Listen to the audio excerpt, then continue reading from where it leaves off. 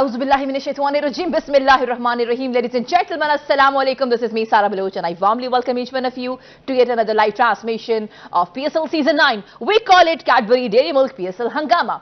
This show has been brought to you by Lifebuoy Herbal Shampoo, powered by HBL, brought to you by Neil by Kaizen Paints, and refreshed by Coke. I hope you guys are keeping yourself well, and you must have enjoyed this thrilling match. एक nail biting match था. दोनों teams की जो आज batting थी बड़ी average थी. हम कोशिश कर रहे थे कि आज हम देखें, सब चाह रहे थे कि एक हाई स्कोरिंग मैच हो, लेकिन अगर हम बात करें इस टूर्नामेंट के एतबार से, तो इस टूर्नामेंट के एतबार से अभी तक का सबसे लो स्कोरिंग मैच था, विच इज इस्लामाबाद यूनाइटेड आज आया और उसके बाद 138 रन ऑन बोर्ड किए 9 विकेटों के नुकसान पे. फिर कोयटा ग्लैडिएटर्स आए, 139 रन ऑन बोर्ड किए 7 विकेटों के नुकसान पे. आज एक कंट्रोवर्शियल चीज हमने देखी है, उस पर हम बात जरूर करना चाहेंगे, लेकिन उससे पहले हम वेलकम करते हैं हमारे शानदार पैनलिस्ट. सबसे पहले हम बात करेंगे former captain of Pakistani team Salim Malik साहब से. अस्सलाम वालेकुम सर, गुड इवनिंग. अस्सलाम वालेकुम सारा, कैसी हैं आप? आई एम ऑल वेल जनाब. आज हम बॉलिंग यूनिट को देख रहे थे, दोनों टीम्स की बैटिंग के बारे में बात हम बाद में करेंगे. We have our own reservations on that because PSL is happening. हम बैटिंग का जो मयार है वो आज अच्छा देखना चाहते थे, लेकिन एक तो लो स्कोरिंग मैच, उसके बाद दोनों की जो बॉलिंग थी वो अच्छी थी. तो जहां बॉलिंग की बात हो रही है वहां पे वी हैव गॉटन हमारे former test cricketer, former pacer Abdul Rauf साहब. अस्सलाम वालेकुम जी, हाउ आर यू डूइंग? वालेकुम सलाम जी, बिल्कुल ठीक. अच्छा, आज straight away I want to ask this question from you. आज शादाब साथ में विजुअल्स भी चल रहे हैं, आप लोग देख सकते हैं. अब ये विजुअल दिखाने का एक दोस्तों विजुअल दिखाने का एक मकसद है, और अगर मेरी टीम थोड़ी सी खामोश हो जाए तो मैं इन लोगों को यहाँ पे सुन पाऊंगी. थैंक यू जी. सर, शादाब ने आज ज़ैनब बवाज से बात करते हुए I have never seen in this way. आज वो बात कर रहे थे, उन्होंने कहा कि देखिए जी, हमारे जो रन्स हमने ऑन बोर्ड किए हैं 10-15 रन्स कम थे, हमें और करने चाहिए थे, हमारी रीजनेबल और रिस्पॉन्सिबल बैटिंग होनी चाहिए. लेकिन ये जो एलिगेशन लगाई है उन्होंने पीएसएल की टेक्नोलॉजी पे, मैं चाहूंगी सर अगर हम आपसे शुरू करें. वो कह रहे हैं कि ही हैज गॉटन हिज रिजर्वेशन, हमारी टीम ने वो स्टिल भी दिखा दिया है, वीडियो भी दिखा दिया है. सर, ये क्या हुआ, एलिगेशन क्यों लगाई है टेक्नोलॉजी पे? नहीं, ये इस पे तो मुझे खुद भी है थोड़ा सा, क्योंकि कुछ पिछले मैचेस में ना मैं और रऊफ हम बात कर रहे थे कि एक दो आउट हमने देखे जो लग रहा था हमें कि वो मिसिंग लेग स्टंप हैं, और वो बाद में याद है रऊफ हम बात कर रहे थे कि ये स्विंग हो रहा है, मगर बॉल उन्होंने दिखाया विकेट को लगते हुए. आज भी मेरे ख्याल शादाब को वो ऐसा लगा कि बॉल उसकी हिट कर रही है विकेट को. तो मेरे ख्याल ये इश्यूज़ तो हैं, ये बहुत पुराने हैं. इंडिया ने भी एक दफ़ा इशू उठाया था इस पर कि वो याद है उन्होंने लेना ही छोड़ दिया था थर्ड अंपायर का ये डिसीजन, टेक्नोलॉजी यूज़ करनी बंद कर दी थी एक टाइम पे. तो ये मेरे ख्याल माइनर सी गलतियाँ हैं जो हमें इस टूर्नामेंट में भी नज़र आई हैं एक दो मैचों में. तो ये इसको ठीक करना चाहिए, इस पर इनको काम करना चाहिए, क्योंकि कुछ चीज़ें नज़र आती हैं कि बॉल स्विंग होके बाहर जा रही है और सडनली क्या होता है कि वो लगता है जैसे विकेटों को लग रही है. तो ये चीज़ें कुछ हैं ऐसी जो इसको ठीक करने वाली हैं. अच्छा, जहाँ चूंकि शादाब के हवाले से बात हो रही है, वहां पे आज हमने देखा फर्स्ट मैच में वो 1 डाउन आए, सेकेंड मैच में वो 5 डाउन आए, आज वो आए हैं 2 डाउन. मुझे बिल्कुल नहीं पता कि इसकी क्या वजह हो सकती है. मैं gentleman I want to ask this question from you, क्या ये उनके वाइज डिसीजन है अपनी पोजीशन को चेंज करना?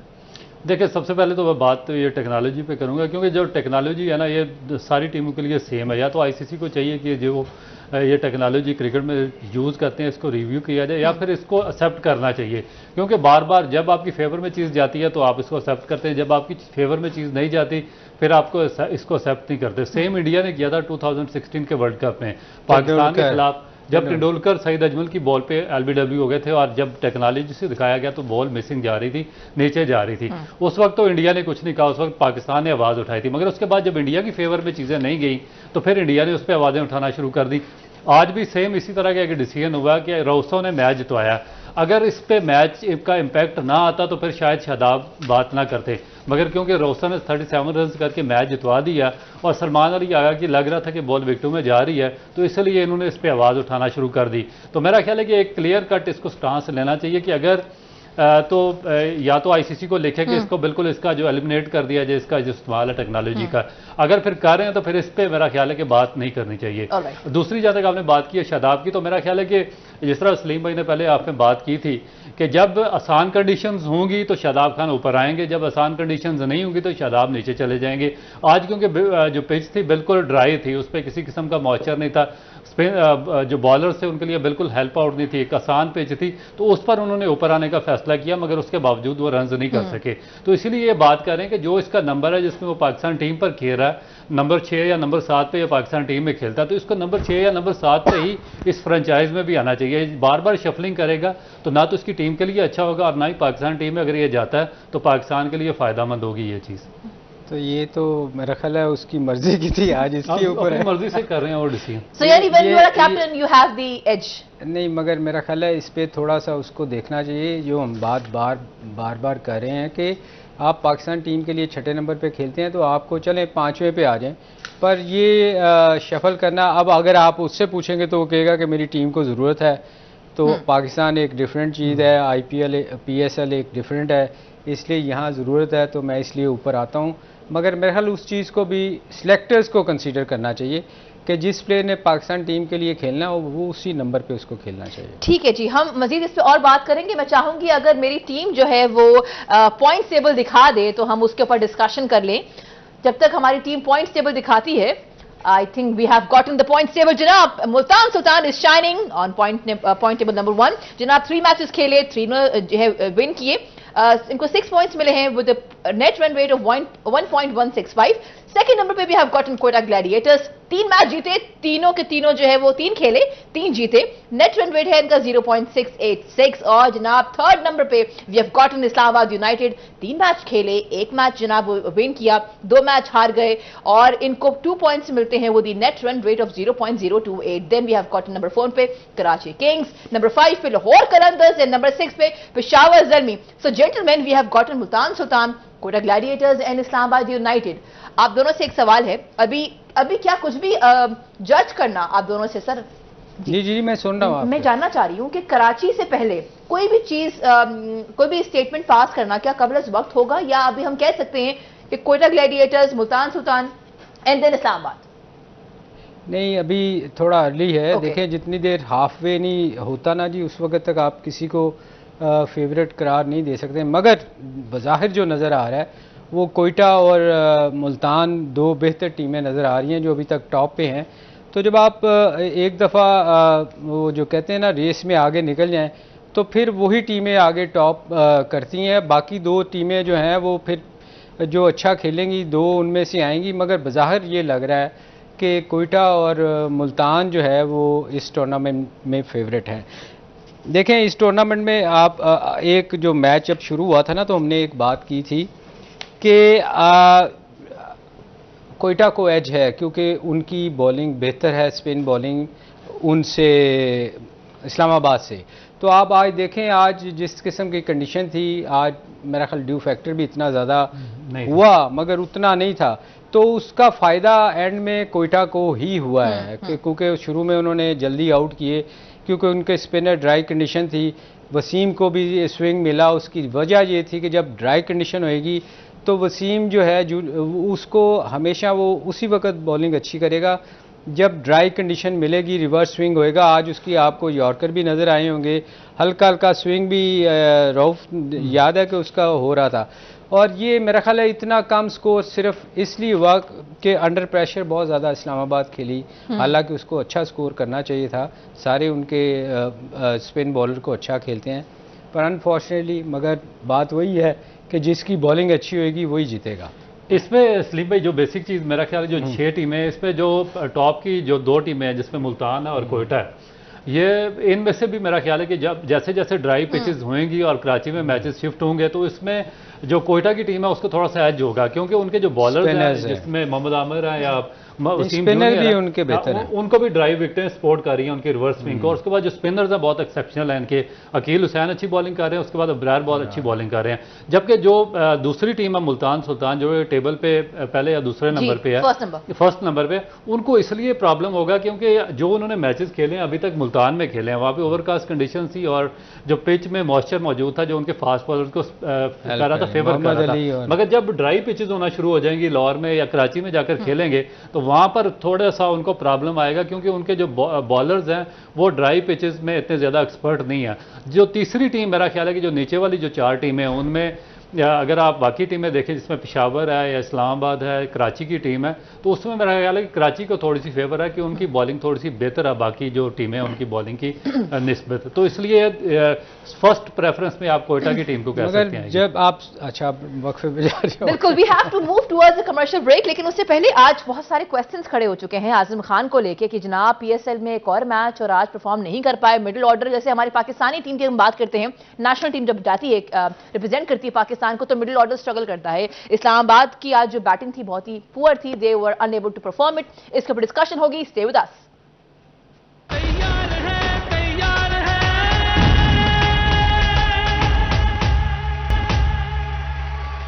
Welcome back. You've been watching our special transmission of PSL Season 9. We call it Cadbury Dairy Milk PSL Hangama. This show has been brought to you by Lifebuoy Herbal Shampoo, powered by HBL, brought to you by Neo by Kaizen Paint, and refreshed by Coke.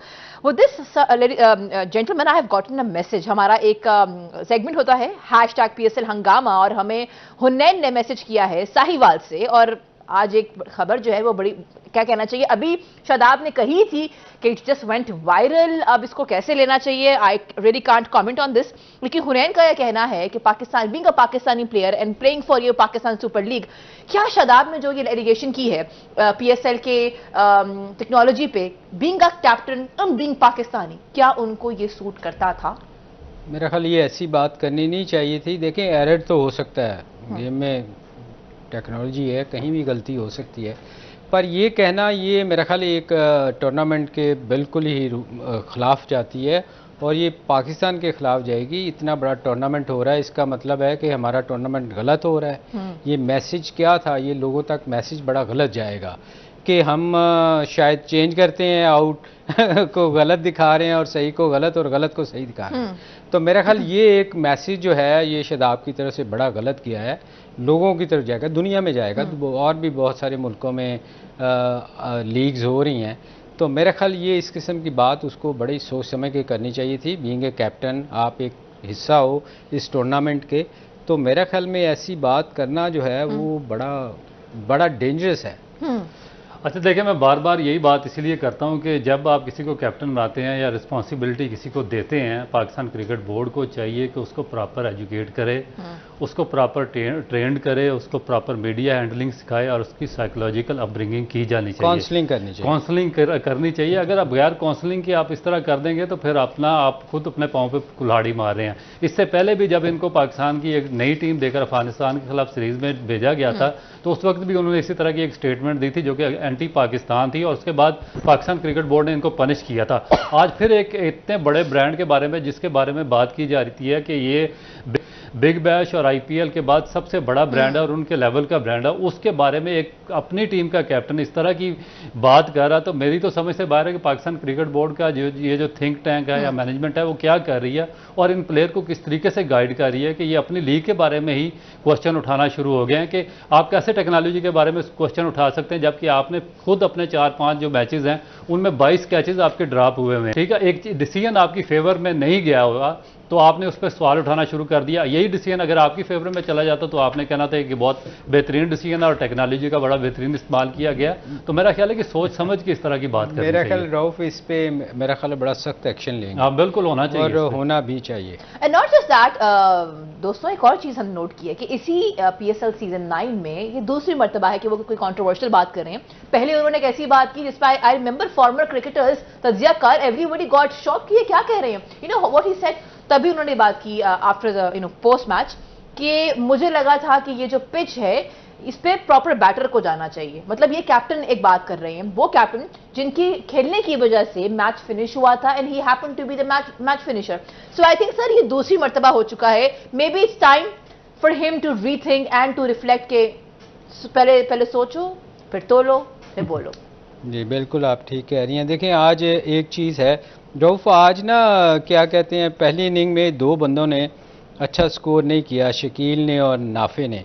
बहरहाल इस पे थोड़ा सा बात कर लें, क्योंकि ये जो है ना, ये 2 देखिए, जब इतना कम स्कोर होता है ना तो आपको हमेशा जो इनएक्सपीरियंस प्ले, चूँकि दोनों यंगस्टर, उसको तो हम शकील को तो यंगस्टर नहीं कर सकते, मगर नाफे के बारे में मैं ये कहना चाहूँगा कि नाफे को जब इतना कम स्कोर होना तो फिर पैनिक नहीं करना चाहिए।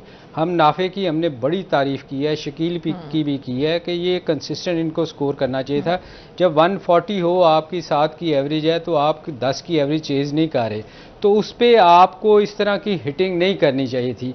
एंड में भी अगर आप देखें, ये पैनिक कर गए थे, 4-5 आउट हुए, एकदम ये स्ट्रगल की पोजीशन पे आ गए थे। तो मेरे ख्याल में इन बच्चों को सीखना चाहिए, चूँकि यंगस्टर है। पिछले सेगमेंट में भी हमने कहा था कि अल्लाह करे इसको नज़र ना लगे, एक्साइटेड ना हो।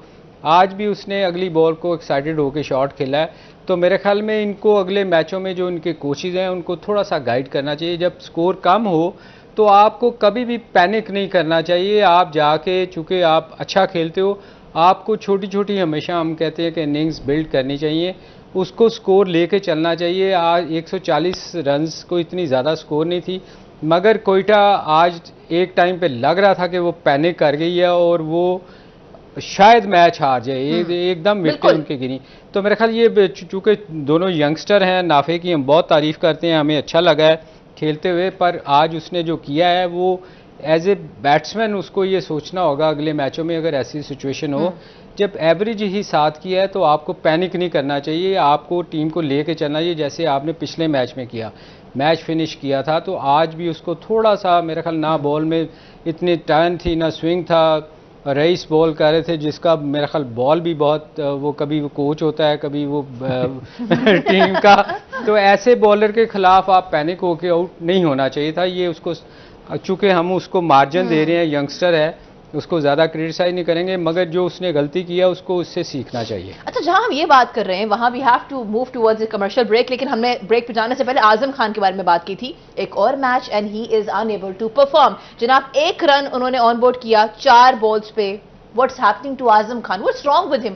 There is something wrong. क्या वो न्यूजीलैंड की बात उनके जहन में रह गई है? क्या मसला क्या है उनके साथ? देखिए, मेरा ख्याल है कि काफ़ी ज़्यादा चीज़ें, और जितना ज़्यादा आप मीडिया पर आएंगे, सोशल मीडिया पे बात करेंगे, उतना ज़्यादा अपने आप पर आप प्रेशर बिल्ड करेंगे। आपको चाहिए कि आप क्वाइटली अपनी गेम खेलें।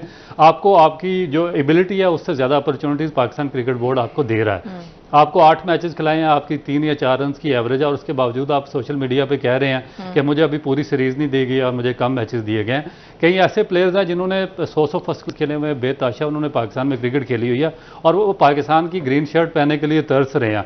आपको बगैर किसी परफॉर्मेंस के आप गोल्डन स्पून, हाँ, गोल्डन स्पून आपको पाकिस्तान टीम में 8-8 मैचेस दिए जाते हैं और आप 4-4 की एवरेज से खेलते हैं। उसके बाद सोशल मीडिया पे आप कहते हैं कि मुझे प्रॉपर अपॉर्चुनिटी नहीं दी गई है। तो इसलिए अपने आप पे खुद प्रेशर बिल्ड करने के बजाय जो आपको क्रिकेट मिल रही है, मेरा ख्याल है कि उस पर फोकस करना चाहिए, अपनी फिटनेस पे तवज्जो देनी चाहिए। क्योंकि अगर देखें, मैं एक सिंपली आपसे क्वेश्चन पूछता हूं, अगर आजम खान को एक अच्छा विकेट कीपर मिल जाता है इस्लामाबाद यूनाइटेड की टीम को, और Azam Khan as a wicket keeper नहीं खेलते, तो क्या उनकी टीम में जगह बनेगी? क्या वो फील्डिंग कर सकते हैं? तो ये ऐसे क्वेश्चन है कि जो मैनेजमेंट को भी पूछना चाहिए, आजम खान से भी पूछने चाहिए, और सब लोगों के सामने रखने चाहिए कि इसके बावजूद फिर इनको रिजर्वेशन क्यों है पाकिस्तान क्रिकेट बोर्ड से। नहीं, मगर रऊफ, तुम्हें याद है जब फिटनेस ट्रायल पे आई थी बात, तो उस वक्त इन्होंने फिटनेस ट्रायल ही खत्म कर दिए थे जब सिलेक्शन हुई थी। वो नहीं भाई, ये आधा तीतर आधा बटेर की स्टोरी चलती है। जब अपने फेवरेट प्लेयर्स को सिलेक्ट करना हो तो फिटनेस का इशू खत्म कर देते हैं, जब फेवरेट्स उस कैटेगरी में नया आ रहे हो तो फिर सारा कोई फिटनेस नहीं रह जाती है। आज एक साइड पे फादर और दूसरी साइड पे सन, तो जनाब फादर की टीम जो है वो जीत गई। हम बात करें मोइन खान की और आजम खान के फिटनेस को लेके, उनकी फॉर्म को लेके बहुत सारे सवालात हैं, लेकिन ladies and gentleman we have to move towards this commercial break.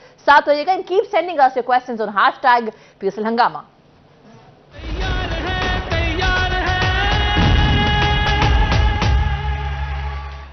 Welcome back. You've been watching a special transmission of PSL Season 9. We call it Cadbury Dairy Milk PSL Hangama.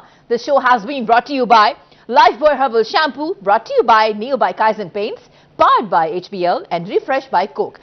हमारे पास एक slot है। हमारे sports journalist Mohammad Ahmad साहब गए थे Kota gladiator के owner के पास, who happens to be Nadeem Umar, and he has gotten this exclusive package. तो अच्छा, एक बात तो है, उन्होंने एक बात कर दी है कि हम जो है ना वो फिर एक प्लेयर को हाईलाइट करना शुरू कर देते हैं और फिर दूसरी इनिंग्स में उसकी परफॉर्मेंस नजर नहीं आती। सर, आज ये हो गया? ये तो आपको मैंने पहले दिन ही कहा था कि नाफे का इसमें कोई शक नहीं कि बहुत अच्छा प्लेयर है, मगर हम हाइप इतनी ज़्यादा क्रिएट ना कर दें, क्योंकि जब आप कोई यंगस्टर स्कोर करता है ना, तो जब आप उसको बहुत ज़्यादा हाइप क्रिएट करते हैं तो उसका अपने ऊपर खुद का प्रेशर पड़ जाता है, लोगों की एक्सपेक्टेशन बहुत ज़्यादा हो जाती हैं, और वो फिर जो वो जिसको कहते हैं ना पंजाबी च खुल के खेलना, वो डर के उसके अंदर बैठ जाता है कि यार मैंने स्कोर ना किया तो लोग बातें करेंगे। हमेशा प्लेयर का उस वक्त पता चलता है जब उससे लोग एक्सपेक्टेशन लगा के बैठ जाएं कि यार अब ये आएगा और स्कोर करेगा। फिर उस बंदे पे जब प्रेशर पड़ता है ना कि मैंने अच्छा करना है, तो जब उस प्लेयर का पता चलता है। मगर नाफे एक अच्छा प्लेयर है, इसमें कोई शक नहीं, जो उसकी हमने इनिंग देखी है वो टेक्निकली ठीक है, मगर थोड़ा सा जज्बाती है, बच्चा है अभी, क्योंकि चूँकि यंगस्टर है तो यंगस्टर का कंट्रोल नहीं होता, वो आके ना उसकी यही मुझे लग रहा है कि थोड़ी सी उसने जल्दी की, इसलिए कि वो यंग ब्लड है ना, वो आगे उसने कहा कि आज भी हालांकि उसको छोटी छोटी इनिंग्स बिल्ड करनी चाहिए। अगले मैचों में इस चीज़ का उसको ज़रूर ख्याल रखना चाहिए कि उसने अगर लंबा पाकिस्तान के लिए खेलना है तो उसके लिए कंसिस्टेंट होना पड़ेगा, उसके लिए उसको स्कोर करना। 2-3 इनिंग्स उसकी चली गई तो फिर वो उस पर बहुत प्रेशर पड़ेगा, और फिर मुझे डर है कि कुछ प्लेयर हमारे ऐसे थे जो जिनको हम खेले, एक आध 50 किया और उसके बाद उनसे स्कोर नहीं हुआ। उसकी रीज़न ये थी कि प्रेशर उन पर इतना बढ़ गया कि उनसे फिर खेला नहीं गया। तो नाफे अच्छा प्लेयर है, इसको मेरा ख्याल है थोड़ा सा आके इनिंग बिल्ड करनी चाहिए।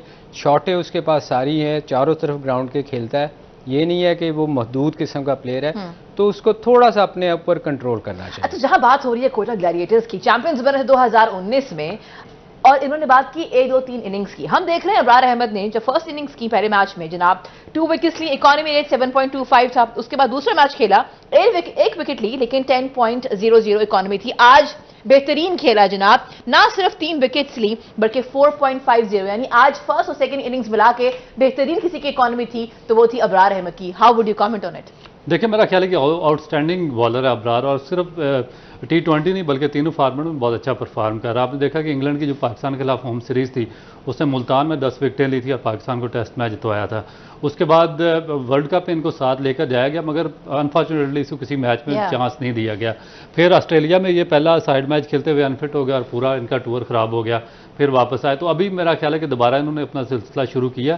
तो अभी तक तो मेरा ख्याल है कि इस टूर्नामेंट में सबसे अच्छी बॉलिंग अगर कर रहे हैं तो वो अबरार कर रहे हैं। तो उम्मीद तो यही है कि आगे वर्ल्ड कप में भी ये पाकिस्तान टीम का हिस्सा बनेंगे और अपनी जो अच्छी बॉलिंग है उसका सिलसिला जारी रखेंगे। अच्छा, ये जो बात है ना सर, वैसे जो बात की है, लेके जाते हैं बेंच पे रखते हैं और डिजर्विंग को, sir how would you comment on it? क्योंकि देखिए वर्ल्ड कप सफर कर गया ना हमारा। नहीं, ये इसके साथ तो इन्होंने उस टूर पे बड़ी ज्यादती की थी, क्योंकि उस टूर में हमारे स्पिनर्स बिल्कुल स्ट्रगल कर रहे थे, और मैं और रऊफ हम दोनों उस टूर्नामेंट में बैठे हुए थे। Sir I am so sorry, हम यहीं से कंटिन्यू करेंगे, लेकिन मैं मजबूर होती हूँ कमर्शियल के आगे। We have to talk about Abrar, क्योंकि अबरार एक कंप्लीट पैकेज है पाकिस्तान की नेशनल टीम के लिए। Stay with us, we will be right back.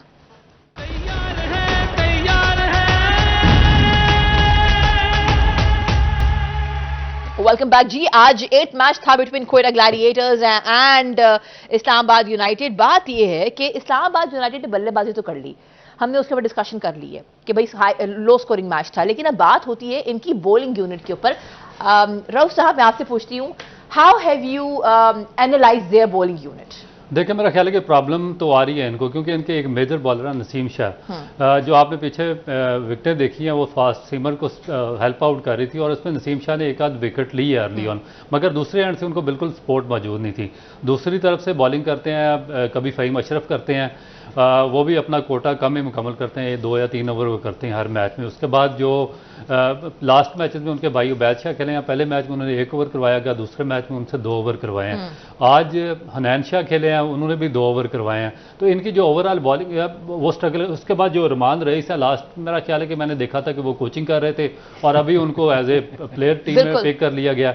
उसके बाद फिर जो सबसे बड़ा सेटबैक इनका आ रहा है कि अमाद वसीम जो है वो बहुत ही मेजर बॉलर हैं, क्योंकि पाकिस्तान टीम से भी नए बॉल के साथ बॉलिंग करते रहे दायरे के ओवर्स में, और वो हमेशा पाकिस्तान टीम में ब्रेक थ्रू देते रहे, मगर अभी तक वो इस जो टूर्नामेंट है उसमें अपना इम्पैक्ट साबित करने में, दोनों में बॉलिंग और बैटिंग में, वो अभी तक कामयाब नहीं हुए। तो वो एक मेरा ख्याल है कि एक मेजर इशू बन रहा है इस्लामाबाद यूनाइटेड की बॉलिंग के लिए, जिसकी वजह से वो मैचेस भी आ रहे हैं और नीचे भी जा रहे हैं। तो अगर उन्होंने इस टूर्नामेंट में कम बैक करना है तो उनको नसीम शाह के साथ साथ एक अच्छा फास्ट बॉलर चाहिए, और उसके बाद दोनों एंड से जो स्पिनर्स हैं उनके शादाब खान और उसके बाद अमाद वसीम, उनका परफॉर्म करना बहुत ज़्यादा ज़रूरी होगा अगर उन्होंने इस टूर्नामेंट रऊफ इसमें मेरा ख्याल है थोड़ा सा जो मुझे नज़र आ रहा है ना, देखें जैसे अभी आपने बात की ना, बिल्कुल ठीक बात की कि उससे अमाद से नए बॉल से पाकिस्तान में हमेशा उसने विकेटें लेके दी हैं। तो मेरा ख्याल है जो यहाँ कप्तानी का थोड़ा सा मुझे नज़र आ रहा है कि वो अच्छी कप्तानी नहीं कर रहे। आप देखें आज उनकी तरफ से स्पिनर ने अटैक किया था साथ, वो जो लेफ्ट आर्म जो उनका है अकील वो अंदर लेके आता है। अमाद की भी सेम पोजीशन है, वो नए बॉल से बड़ा अच्छा बॉल करता है। तो मेरे ख्याल में इसको सही यूज़ नहीं किया जा रहा उसको, अमाद को।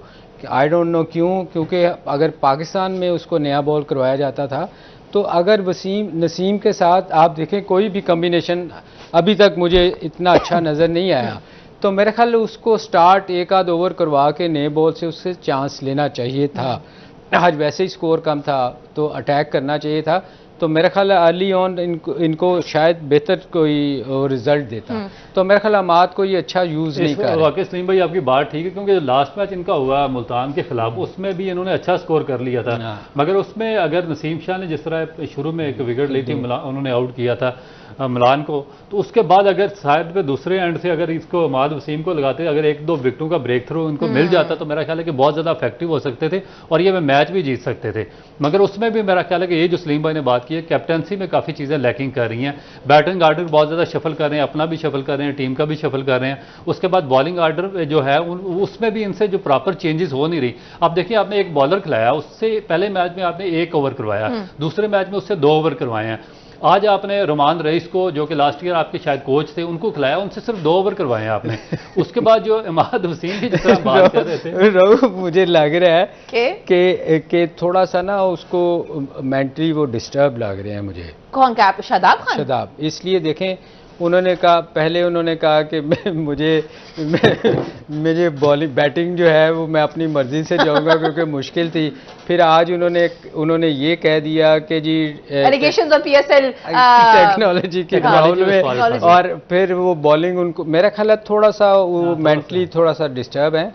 तो उनको इस पे काम करना चाहिए कि अपने आप को थोड़ा सा बेहतर करें, क्योंकि हर चीज़ वो जो है ना, वो एक तो डिसीजन गलत ले रहे हैं, प्लस वो उल्टी सीधी बातें कर रहे हैं। तो मेरे ख्याल उनको कोई चेकअप करवाना चाहिए। अच्छा, जहाँ ये बात हो रही है lighter note, sir I want to ask you, मेरे माइंड में क्वेश्चन आया है कि अमाद वसीम की जो इंक्लूजन हुई है इस्लामाबाद यूनाइटेड में, क्या उनके आने से, आई एम जस्ट आस्किंग, क्या उनके आने से शादाब खान इनसिक्योर, ये सब इस तरह के मामला तो नहीं हो सकते?